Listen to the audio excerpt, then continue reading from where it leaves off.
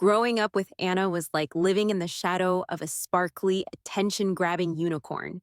She was always the center of attention, the golden child, the one who could do no wrong. Me? I was more like a potted plant. Useful, maybe, but not exactly exciting. It wasn't that Anna was a bad person. She was actually pretty nice most of the time, but she had this knack for getting whatever she wanted without even trying. New clothes? No problem. Fancy phone? Done. Weekend trip with friends? Sure, why not? My parents would bend over backwards to make her happy, to give her everything she desired. Me, on the other hand?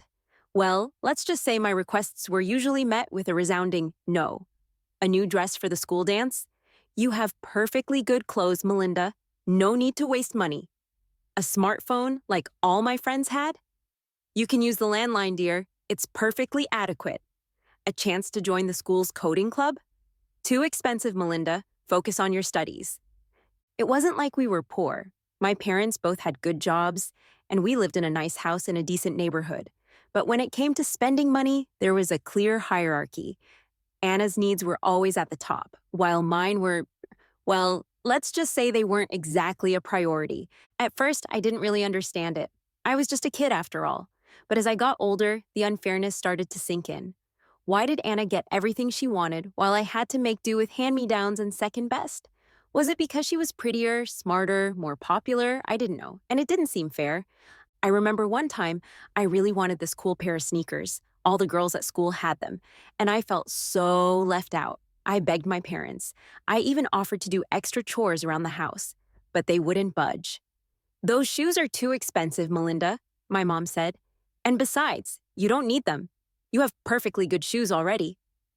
A few weeks later, Anna came home with a brand new pair of designer boots. They were even more expensive than the sneakers I had wanted, and she hadn't even asked for them. My parents had just bought them for her just because. That's when the resentment started to build. It was like a tiny seed planted in my heart, growing slowly, steadily, until it threatened to consume me. Why did they treat us so differently? Didn't they love me as much as they loved Anna? I tried to talk to them about it, but it always ended in a fight. You're being ungrateful, Melinda, my dad would say. We provide you with everything you need. What more do you want? I want to be treated fairly, I'd say, my voice trembling with anger. I want to be loved as much as Anna. But they wouldn't listen. They couldn't see it, the hurt in my eyes, the injustice burning in my soul. They were too blinded by their own favoritism, their own skewed perception of their daughters. So I did what any self-respecting teenager would do. I rebelled. Not in a loud, dramatic way, but in a quiet, determined way. I started working part-time jobs, saving every penny I earned. I taught myself how to code, taking online courses, reading books, practicing until my fingers were numb. I started freelancing, building websites for local businesses, earning more money than I had ever imagined. I had a plan to escape their suffocating favoritism, to build my own future, to prove to them and to myself that I was worthy, that I was capable, that I was more than just the other daughter. And I wouldn't let anything stand in my way. My secret stash was my pride and joy. It wasn't just money, it was freedom. Every crumpled dollar bill, every shiny coin, represented a step away from my parents' suffocating favoritism, a step closer to my own independence. I kept it all in an old shoebox, the kind you get when you buy fancy sneakers, the kind I was never allowed to have. It was tucked away in the bottom of my wardrobe, hidden under a pile of old clothes and forgotten toys. No one ever looked there, not even Anna. It was my secret, my treasure, my hope for the future. Saving money wasn't easy. It meant sacrifices, tough choices, and a lot of missed opportunities. While Anna was out with her friends, shopping for new clothes or getting her nails done, I was working my butt off at the local diner, slinging burgers and fries to hungry customers. While she was attending parties and school events, I was hunched over my laptop, coding websites for local businesses, my fingers flying across the keyboard. There were times when I felt resentful, when the unfairness of it all threatened to overwhelm me. Why did she get to have all the fun while I was stuck working my life away? But then I'd remember my goal, my dream of escaping their suffocating favoritism, of building my own future, and the resentment would fade, replaced by a quiet determination. I wasn't just saving for college, I was saving for my freedom. Freedom to choose my own path, to pursue my own dreams, to be my own person. And every dollar I saved, every sacrifice I made, brought me closer to that goal. My grandfather, Grandpa Joe, was my biggest supporter. He was a quirky old man, a bit of a recluse, who lived in a creaky old house filled with dusty antiques. He had always been kind to me, always interested in my life, always ready with a warm hug and a twinkle in his eye. He was the only one who truly understood my struggles, the only one who saw the injustice of my parents' favoritism. He listened patiently as I poured out my heart, his wise old eyes filled with empathy and understanding. "Don't let them get you down, Mel," he'd say, his voice gruff but kind. "You're a smart, capable young woman. You can achieve anything you set your mind to." He encouraged my coding endeavors, marveling at my ability to create something out of nothing, to build websites that actually worked. He even hired me to create a website for his antique shop, a quirky little project that earned me a decent chunk of change. "You're a natural, Mel," he'd say, beaming with pride. "You've got the knack for it. You could make a real career out of this, you know." His words were like a balm to my soul, a validation that I craved but rarely received from my parents. He saw my potential, my worth, my value, and he believed in me, even when I doubted myself. Grandpa Joe's house was my sanctuary, a place where I could escape the suffocating atmosphere of my own home. I'd spend hours in his cluttered living room, surrounded by old books, dusty paintings, and strange artifacts from all over the world. He'd tell me stories about his travels, his adventures, his encounters with fascinating people and exotic cultures. He was a world traveler, a collector of curiosities, a man who had lived a life filled with passion and purpose. And he inspired me to dream, to imagine a future where I could be just as free, just as independent, just as fulfilled. Grandpa Joe was more than just a grandfather. He was a mentor, a friend, a confidant. He was the one person who truly loved me, unconditionally, without reservation. And I loved him back, with all my heart. He was the reason I kept saving, the reason I kept working, the reason I kept believing in myself. I wanted to make him proud. I wanted to show him that his faith in me wasn't misplaced. I wanted to build a future that would honor his legacy, a future where I could be just as extraordinary as he was. And so I kept adding to my hidden treasure, my shoebox filled with hope and dreams. It was my lifeline, my escape route, my ticket to a better future. And I knew, deep down, that Grandpa Joe would be there with me every step of the way, cheering me on, guiding me, loving me. The bell above the door jingled as I stepped into Joe's auto, a greasy smell of motor oil and sweat hitting me like a wall. Joe, the owner, a burly man with a permanent scowl and a surprisingly kind heart, looked up from under the hood of a beat-up pickup truck. "Melinda," he boomed, wiping his hands on a grimy rag, "you're just in time. Website's working like a charm. Customers are actually finding us online now. Who knew?" He chuckled, shaking his head in disbelief. I smiled, feeling a surge of pride. It had been a challenging project, learning the ins and outs of SEO and online marketing, but I'd pulled it off. And now Joe's auto was getting more business than ever. "Glad to hear it, Joe," I said, trying to maintain a professional demeanor despite the butterflies fluttering in my stomach. "So about that final payment," Joe grinned, reaching into his back pocket and pulling out a wad of cash. "Right here, kiddo, and a little extra for your trouble." He counted out the bills, his thick fingers fumbling slightly. I tried not to stare, but it was hard not to be mesmerized by the sight of so much cash. This was it, the final piece of my college fund puzzle. Years of hard work, of sacrifices, of late nights and missed opportunities, all culminating in this moment. "Thanks, Joe," I said, my voice trembling slightly as I took the money. "This means a lot." He clapped me on the shoulder, his grip surprisingly gentle. "You've earned it, kid. You're a smart one, Melinda. Don't let anyone tell you otherwise." I nodded, my heart swelling with gratitude. Joe's words, like Grandpa Joe's, were a validation that I craved but rarely received from my parents. They saw my potential, my worth, my value, and they believed in me, even when I doubted myself.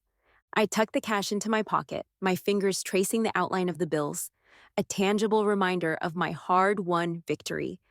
This was it. This was freedom. This was my ticket to a better future. I walked out of Joe's auto, my head held high, my steps light. The world seemed brighter, the air cleaner, the possibilities endless. I had done it. I had achieved my goal. And now, nothing could stop me. I couldn't wait to get home, to add this final payment to my secret stash, to see my college fund complete, to finally realize my dream.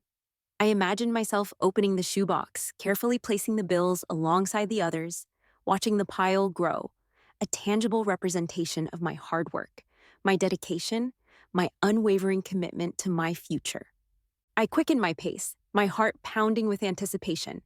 I was so close to escaping my parents' suffocating favoritism, to building my own life, to finally being free. And nothing, not even the nagging feeling of unease that settled in my stomach, could dampen my spirits. I burst through the front door, my heart pounding with a mixture of excitement and relief. I did it! I yelled, throwing my bag on the floor and racing towards my room. I got the final payment. I have enough for college. My voice echoed through the empty hallway. Weird, I thought. Usually mom's in the kitchen at this time. I shrugged it off, too focused on my mission to care. I flung open my bedroom door, the familiar scent of old books and dust filling my senses. I went straight to my wardrobe, kneeling down, my fingers reaching for the loose floorboard at the back. But it was gone. The shoebox, my precious shoebox, filled with years of savings, was gone. I frantically searched the wardrobe, tossing clothes aside, my heart pounding in my chest. It wasn't there. It wasn't anywhere. Panic clawed at my throat, choking me. No, I muttered, my voice a frantic whisper. This can't be happening. I tore through my room, searching every nook and cranny, every possible hiding spot. Under the bed, behind the dresser, inside my desk drawers. Nothing. The box was gone. My dreams, my future, my freedom, all gone. I stumbled out of my room, my legs shaky, my vision blurred with tears. I found my parents in the living room, their faces beaming with excitement. Anna was there too, perched on the arm of the sofa, a smug grin plastered on her face. "Melinda, honey," my mom said, her voice sickeningly sweet, "we have a surprise for you." "A surprise?" I croaked, my voice barely audible. "What surprise?" My dad gestured towards the window, where a brand new car, a sleek red convertible, glistened in the driveway. "We bought Anna a car," he announced proudly. "She needs it for her new job. Wouldn't want her to look bad in front of her colleagues, would we?" The blood drained from my face. You bought her a car?" I stammered, my voice trembling with rage. "With what money?" My mom's smile faltered. "Well, dear," she said, her voice faltering, "we used your college fund." The words hit me like a physical blow. "My college fund?" I shrieked, my voice cracking. "You stole my money? The money I worked so hard for? The money I saved for years?" My parents exchanged nervous glances. "Now, Melinda," my dad said, his voice placating, "don't get upset. It's just money. You can always earn more." "Just money!" I screamed, my voice raw with fury. "It's not just money. It's my future. It's my freedom. You had no right." The argument exploded, years of pent-up resentment and anger pouring out of me like a volcano. I screamed, I cried, I railed against their injustice, their favoritism, their utter disregard for my dreams. They tried to defend themselves, to justify their actions, but their words were hollow, meaningless. They couldn't understand. They wouldn't understand. They were too blinded by their own selfishness, their own twisted sense of priorities. I stormed out of the house, slamming the door behind me, the sound echoing through the silent street. I couldn't stay there, not another minute. I couldn't breathe. I couldn't think. I couldn't bear the sight of their smug, self-satisfied faces. I had to get out. I had to escape. I had to find someone who understood, someone who cared. And there was only one person who fit that description: Grandpa Joe. I ran. I ran until my lungs burned and my legs ached, tears streaming down my face, blurring my vision. I didn't know where I was going, I just needed to get away, to escape the suffocating weight of betrayal and despair. My feet instinctively carried me towards Grandpa Joe's. His house, a creaky old Victorian on the edge of town, was my sanctuary, my refuge. I finally stumbled onto his porch, my breath coming in ragged gasps. I didn't even bother to knock. I just pushed the front door open, calling out his name. Grandpa Joe, are you here? The house was eerily quiet. Usually he'd be puttering around in his workshop, the sound of sawing and hammering a familiar soundtrack to my visits, but today there was only silence. Grandpa Joe? I called again, my voice trembling. I walked through the house, my footsteps echoing in the empty rooms. Something felt wrong. A sense of unease settling in my stomach. The air was thick with a strange tension, a feeling that something terrible had happened, and then I saw it. The flashing lights, the red and white ambulance parked in front of the house, the paramedics rushing in and out, their faces grim. My heart stopped. A cold dread washed over me, a premonition of disaster. Grandpa Joe? I whispered, my voice barely audible. I ran towards the commotion, pushing my way through the crowd of paramedics. I saw him then, lying on a gurney, his face pale and still. His eyes were closed, and an oxygen mask covered his mouth and nose. Grandpa Joe, I cried, my voice cracking. What happened? What's wrong? A paramedic turned to me, his expression sympathetic. He's had a heart attack, he said gently. We're taking him to the hospital. No, I screamed, my voice filled with panic. I have to go with him. I jumped into the back of the ambulance, ignoring the paramedics' protests. I grabbed Grandpa Joe's hand, his skin cold and clammy. I held on tight, refusing to let go, my tears falling onto his hand. Grandpa Joe, I whispered, my voice trembling, please wake up. Please don't leave me. He didn't respond. His eyes remained closed, his breathing shallow. The rhythmic beeping of the heart monitor filled the ambulance, a constant reminder of his fragile state. The ride to the hospital was a blur of sirens and flashing lights. I held onto Grandpa Joe's hand, praying, pleading, begging for a miracle. I couldn't lose him. He was the only one I had left. As we neared the hospital, Grandpa Joe's eyes fluttered open. He looked at me, his gaze weak but filled with love. Mel? He whispered, his voice barely audible. Mel? I'm here, Grandpa Joe, I said, my voice choked with tears. I'm right here. He squeezed my hand weakly. Listen, Mel, the shop? It's yours. What, Grandpa Joe? Don't talk like that, I said, my voice filled with panic. You're going to be okay. He shook his head weakly. No. Mel, listen. Birthday gift, safe, combination. Your birthday? His eyes closed again, and his breathing became shallow. Grandpa Joe! I screamed, my voice filled with terror. Grandpa Joe, wake up, please! The paramedics rushed to his side, their movements frantic. They worked on him, their faces grim. But it was too late. Grandpa Joe was gone.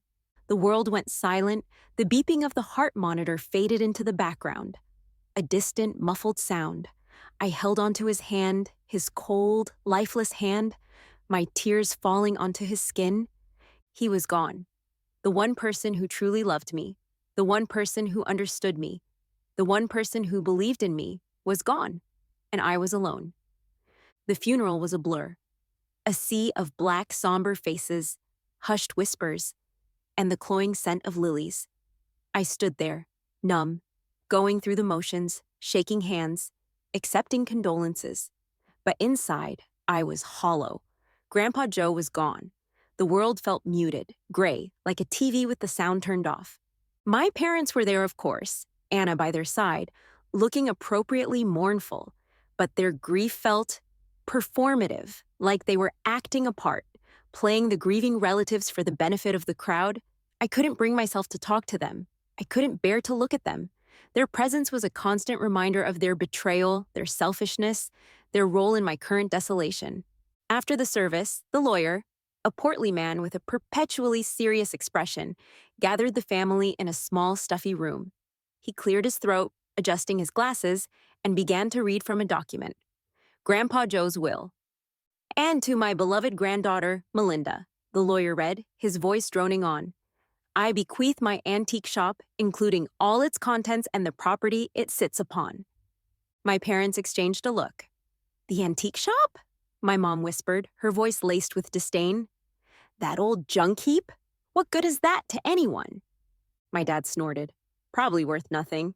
Just a bunch of dusty old stuff. Anna rolled her eyes. Grandpa Joe was so weird, she muttered. Why would he leave that to Melinda? I didn't say anything. I didn't care about the antique shop. Not really. All I cared about was Grandpa Joe, and he was gone. But something stirred within me, a flicker of curiosity, a tiny spark of hope in the darkness of my grief. Grandpa Joe had said something about a birthday gift, a safe, a combination. What was that all about? The lawyer continued reading, outlining the details of the will, the distribution of Grandpa Joe's meager savings, which mostly went to various charities, and the transfer of ownership of the antique shop to me. My parents barely paid attention. They were already dismissing it, writing it off as a useless inheritance.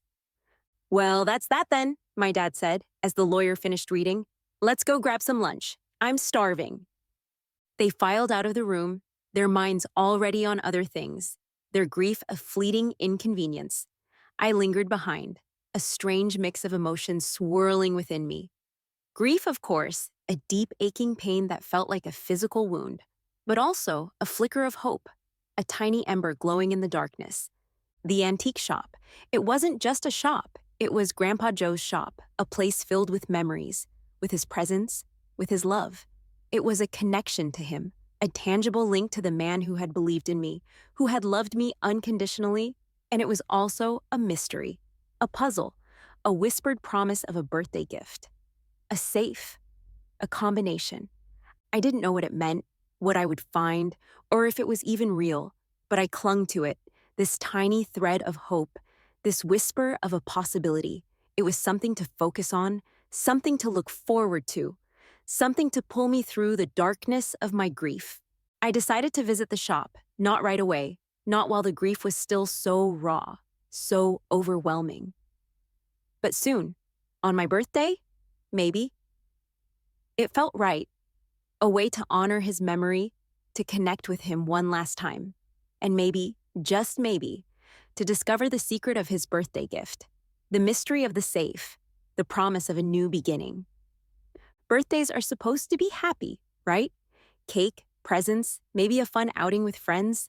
Mine felt empty, bittersweet. It was my birthday, but Grandpa Joe wasn't here, and that made everything feel a little less bright, a little less celebratory. I woke up to the usual nothing, no cheerful happy birthday chorus from my parents, no surprise breakfast in bed, just the dull ache of grief and the quiet hum of the morning. I didn't expect anything different. They hadn't acknowledged my birthday properly in years, not since Anna became their shining star. So yeah, no surprise there. I decided to do something for myself, something that felt, right? I went to Grandpa Joe's shop. The old building creaked and groaned as I pushed open the front door. The familiar smell of dust, old wood, and forgotten treasures washing over me. It was comforting, in a way, like stepping back in time, back to a place where I felt safe, loved, and understood. I wandered through the aisles, my fingers tracing the smooth surfaces of antique furniture, the rough textures of old pottery, the faded images in vintage photographs. Each object held a memory, a connection to Grandpa Joe, to his stories, his laughter, his gentle spirit. I found myself in his back office, a small, cluttered room filled with more books, more antiques, and a large, imposing safe tucked away in the corner. It was a heavy, old thing, made of thick metal with a dial and a handle. The safe. Grandpa Joe's birthday gift. My heart pounded in my chest.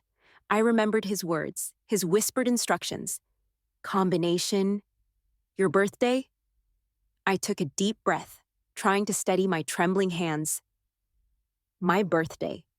It was the key. Carefully, I turned the dial, entering the numbers, my birth date, the day that marked the beginning of my life, and now perhaps a new beginning. The safe clicked open. Inside, nestled in a protective cloth, was a painting. It was a beautiful painting, a landscape of a sun-drenched field, with vibrant colors and a dreamy quality. It looked familiar, like something I had seen in a museum, maybe. And then I saw the note. It was handwritten in Grandpa Joe's familiar scrawl. "Happy birthday, my dearest Mel," it read. "This painting is my prized possession. I've hidden it from everyone until now. It's an original Monet painting that I was able to acquire through a stroke of luck years ago. Sell it, my dear, and live happily." I stared at the note, my mind reeling. A Monet? An original Monet? The name echoed in my mind. A whisper of art history, of immense value, of a life-changing fortune. I looked at the painting again, really looked at it, seeing it now with new eyes. The vibrant colors, the masterful brushstrokes, the signature in the corner. It was real. It was actually real. Tears welled up in my eyes, a mix of grief and disbelief, of gratitude and overwhelming joy. Grandpa Joe. He had known. He had known what my parents were capable of. He had known that I would need this incredible gift, this chance to rebuild my life. He had given me more than just a painting. He had given me hope. He had given me a future. He had given me his love, his support, his belief in me, even from beyond the grave.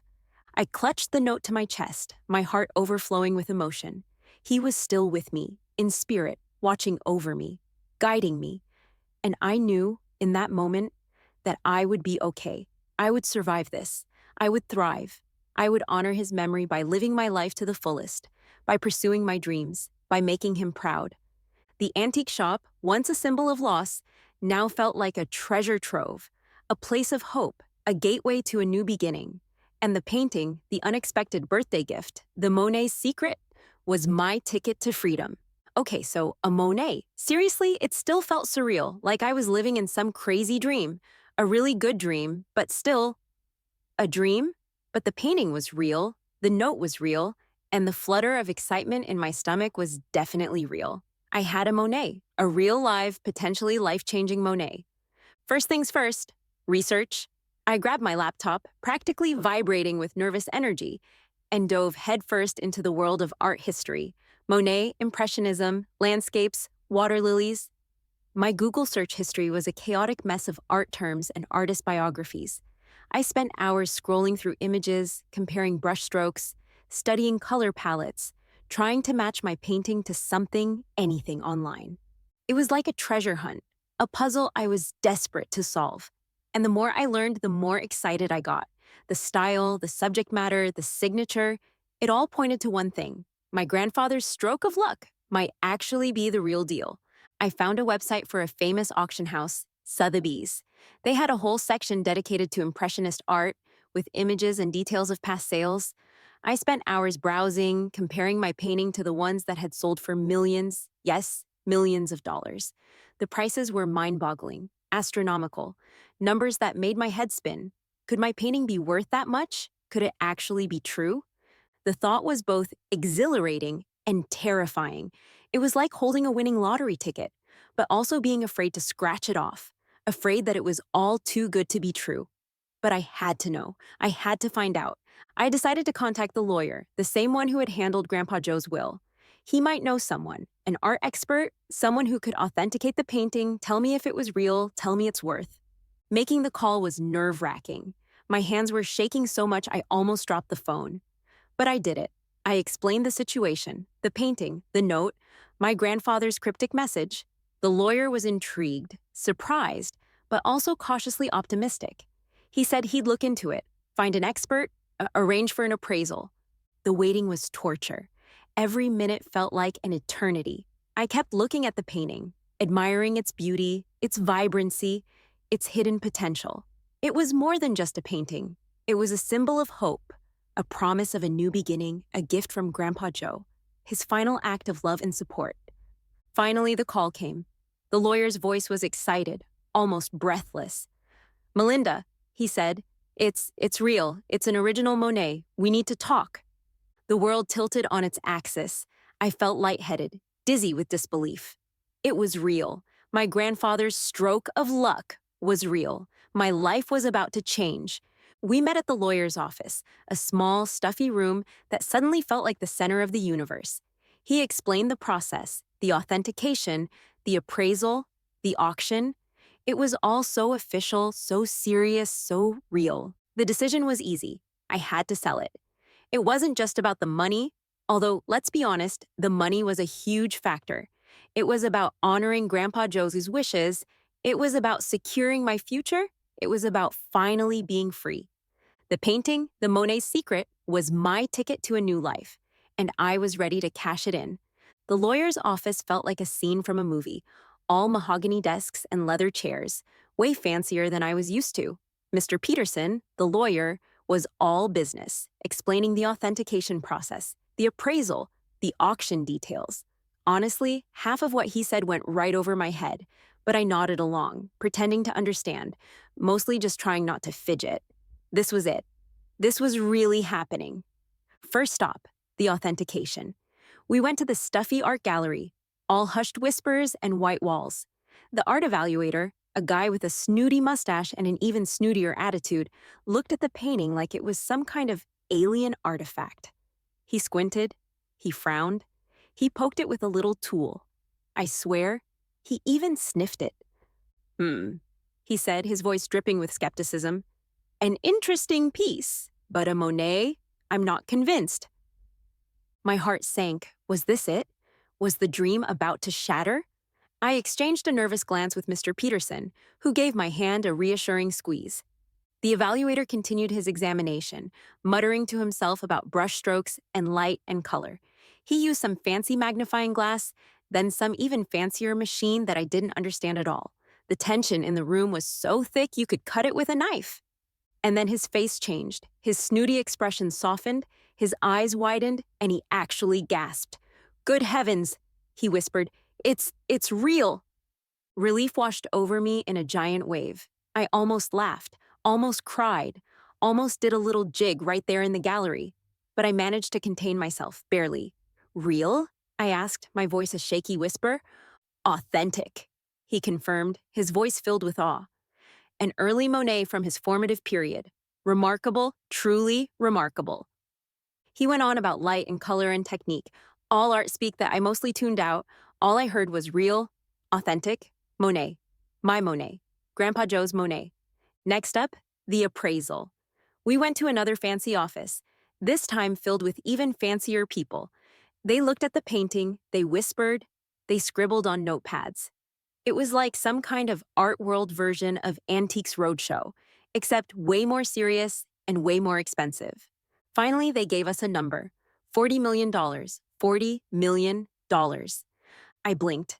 I think I actually stopped breathing for a second. 40 million? It sounded like Monopoly money, like some kind of ridiculous joke. But it wasn't. It was real. My grandfather's stroke of luck was real. My future was real. The anticipation leading up to the auction was agonizing. It was like waiting for Christmas morning, except way more important, way more life-changing. I couldn't sleep. I couldn't eat. I could barely function. I just kept thinking about the money, about what it meant, about the freedom it represented. The auction itself was a whirlwind. It was held in this huge, ornate room, filled with people in fancy clothes, all bidding on art like it was some kind of high-stakes poker game. My painting was up last, the grand finale. I sat there with Mr. Peterson, my hands clammy, my heart pounding in my chest. The bidding started low, 30 million, I think. Then it climbed. 35 million, 40 million, 50 million. Each bid was like a punch to the gut, a mix of excitement and disbelief. I couldn't believe this was happening. I couldn't believe my life was about to change so drastically. And then the final bid, $60 million, sold. The gavel banged down, the crowd erupted in applause, and I just sat there, stunned, overwhelmed. $60 million. It was an unfathomable amount of money, a life-altering fortune. I looked at Mr. Peterson, who was beaming at me, his hand outstretched. "Congratulations, Melinda," he said. "You're a very wealthy young woman." I shook his hand, my smile wide, my heart overflowing with joy. It was done. It was real. I was free. Free from my parents' favoritism, free from financial worries, free to pursue my dreams, whatever they might be. The future stretched before me, bright and limitless. And for the first time in a long time, I felt truly, utterly happy. The news spread fast, like really fast. One minute I was just Melinda, the quiet, overlooked daughter. The next I was Melinda Thorne, the $60 million art heiress. My phone blew up with calls, texts, emails from people I hadn't heard from in years. Suddenly, everyone was my best friend. It was ridiculous. And then the call I'd been both dreading and anticipating came. My parents. Melinda, honey, my mom's voice chirped through the phone, all sweetness and light. We saw the news, $60 million. Isn't that wonderful? Yeah, Mom, it's something, I said, trying to keep my voice neutral. Inside, I was seething. We're so proud of you, darling, my dad chimed in. You've always been such a smart, resourceful girl. Really? I asked, my voice dripping with sarcasm. Because I seem to remember a lot of no's, and we can't afford it's when I was growing up. There was a brief silence on the other end. Then, my mom spoke, her voice a little less cheerful. Now, Melinda, don't dwell on the past. We're family. We should be celebrating together. Celebrating? I scoffed. Celebrating what? Your neglect? Your favoritism? Your theft? Melinda, please, my dad pleaded. We made a mistake. We admit it. But we're your parents. We love you. Love me? I repeated, my voice rising. You stole my college fund. You spent my hard-earned money on a car for Anna. And now you have the nerve to talk about love. The floodgates opened. Years of pent-up resentment, of hurt, of anger poured out of me. I told them everything. How their favoritism had made me feel invisible, worthless, how their constant comparisons to Anna had chipped away at my self-esteem, how their theft had shattered my dreams, my future. You didn't care about me, I said, my voice trembling with rage. You only cared about Anna. She was your golden child, your perfect daughter. And I was, what, an afterthought? A burden? They tried to interrupt, to defend themselves, but I wouldn't let them. I had waited too long for this, too long to speak my truth. I wouldn't be silenced any longer. You used my money, I continued, my voice shaking but firm. Money I earned, money I saved, money that was supposed to be my ticket to freedom. You stole it from me, without a second thought. And now you think you deserve a share of my good fortune? You think I'm going to just forgive and forget? Melinda, please, we're begging you, my mom sobbed. We're in debt. We're struggling. We need your help. You need my help? I repeated, incredulous. You need my help? After everything you've done? After everything you've taken from me? We're your family, my dad pleaded. We're your parents. You have a responsibility to help us. Responsibility? I laughed. A bitter, hollow sound. You talk about responsibility? What about your responsibility to me? What about your responsibility to treat me fairly, to love me unconditionally? You failed in that responsibility, Mom and Dad. You failed miserably. We're so sorry, Melinda, my mom cried. We were wrong. Please forgive us. Forgive you? I said, my voice cold. Forgive you for stealing my dreams? Forgive you for making me feel like I was nothing? Forgive you for treating me like I didn't matter? Yes, they both cried in unison. No, I said, my voice clear and strong. I will not forgive you. I will not give you a single cent. This money is mine. It's my future, and you are not going to touch it. But Melinda, my dad started. No, I interrupted, my voice leaving no room for argument. I'm done. I'm done with your lies, your manipulations, your favoritism. I'm done with you. I hung up the phone, my hands shaking, my heart pounding. It was over. I had said my piece. I had reclaimed my power, and it felt good. Scary, but good. I knew they would try again. They would try everything to get to my money. But I was ready for them. I was Melinda Thorne, and I wouldn't be a victim any longer. I was in control now. and I wouldn't let them take anything else from me.